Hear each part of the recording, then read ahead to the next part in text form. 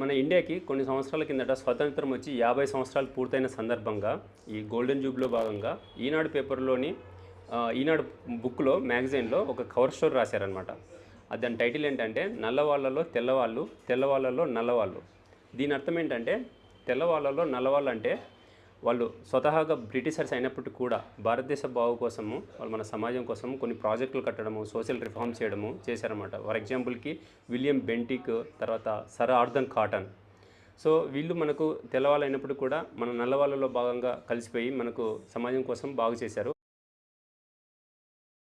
వాళ్ళు అదే పనిగా ఇంకో కేటగిరీ ఉంది. వాళ్ళు నల్లవాళ్ళల్లో తెల్లవాళ్ళు అంటే వాళ్ళు స్వతహాగా ఇండియన్స్ అయినప్పటికీ కూడా తెల్లవాళ్ళకి సాయం చేసేవాళ్ళు కాబట్టి వాళ్ళని నల్లవాళ్ళలో తెల్లవాళ్ళని పిలిచేవాళ్ళు.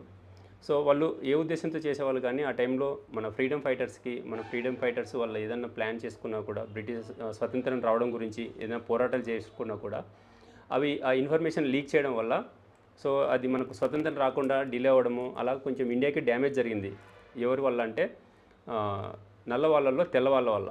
సో మొత్తానికి ఇప్పుడు స్వతంత్రం వచ్చి 75 ఇయర్స్ దాటిపోయింది. అయినా కూడా ఈ నల్లవాళ్ళలో తెల్లవాళ్ళు మాత్రం పోలేదు. ఫర్ ఎగ్జాంపుల్కి యాంథోనీ సెబాస్టియన్ అలియాస్ ప్రకాష్ రాజు, మార్గరేటా స్పాగెట్టి, తులసిందు, తర్వాత ఇంకోడు జోసఫ్ అని రీసెంట్గా అరెస్ట్ అయిపోయారు కదా, వీళ్ళనమాట. వీళ్ళు లోకల్ లెవెల్లో ఇంకా నేషనల్ లెవెల్గా ఎంతమందో చాలామంది నల్లవాళ్ళలో తెల్లవాళ్ళు ఇంకా దాక్కొని ఉన్నారు.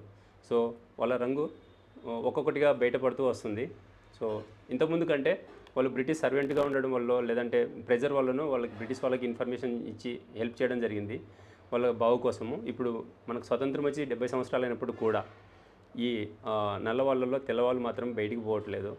సో చూడాలి వీళ్ళు ఇంకా ఎన్ని రోజుల పాటు వీళ్ళ అసలు రంగుని దాచుకొని బతుకుతున్నారో సమాజంలో అనేది. సో అది ఈ ఉద్దేశం. Thank you very much for watching my video.